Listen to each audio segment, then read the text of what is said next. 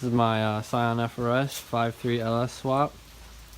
I'm in the process of swapping it right now. Just a 5.3 truck motor, GTO oil pan off of LS2, CX Racing motor mounts, just a Brian Tooley stage 2 cam, valve springs, retainers, push rods, LS2 C6 intake, 19mm throttle body, just the stock coil packs, and waiting on some headers to come. Gonna get some shorty LS2 headers.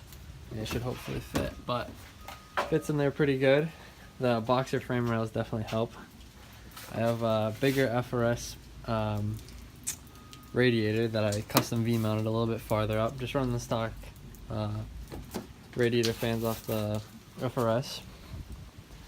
Check out the grill. I am running a standalone. I made my own standalone harness here.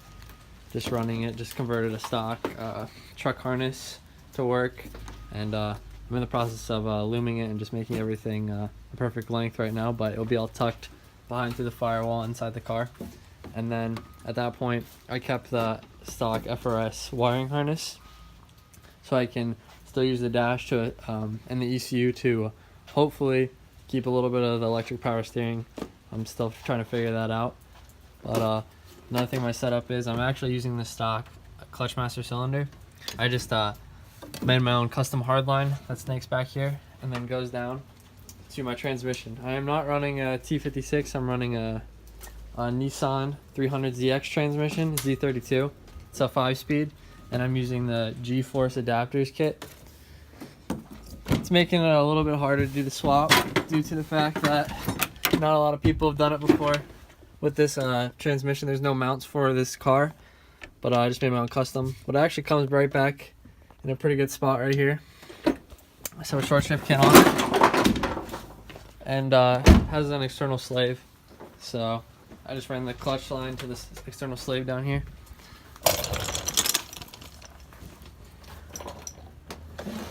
GTO oil pan, CX motor mounts, and here's the transmission with the slave right there. But as you can see, there's plenty of room down here with some headers. And there's a radiator.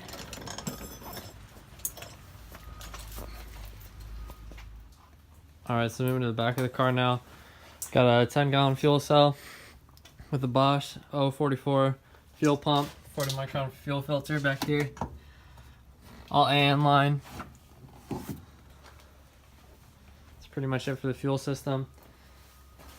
No stock gas tank, nothing down there. And then here's for the interior, pretty much gutted for the most part. Relocated the battery right to the back here. The Nissan Z32 transmission comes up pretty close, pretty good spot. I plan on getting a hydro e-brake, so I'm probably gonna get rid of this. That's the only thing that's in the way, really, the stock handbrake. But kept most of the FRS dash, just used like the bottom half, got rid of the bottom half of it, and made some custom panels out of ABS plastic. I have a kill switch here, and then wiring switch panel to run the whole car. Just one switch, car fires right up. Got the fuel pump. Still waiting on to finish up my wiring harness, but it should start up here pretty soon. So oil pressure gauge so far. Moving on to the wiring. Dedicated relays for every switch. Dedicated relays for every switch. And terminal blocks and fuses. All of it. Just all in a piece of ABS plastic I molded. And it makes for a pretty clean install. Besides the wiring, just gotta clean that up. Both sides of that is pretty simple, and then I kept all the FRS wiring to the stock ECU and the power steering controller.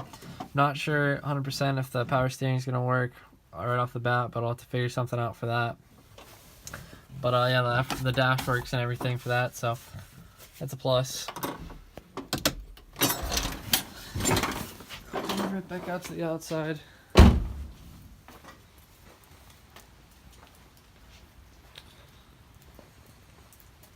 We'll walk around.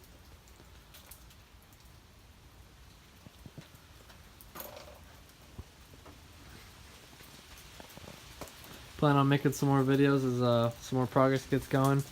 Should be running here soon.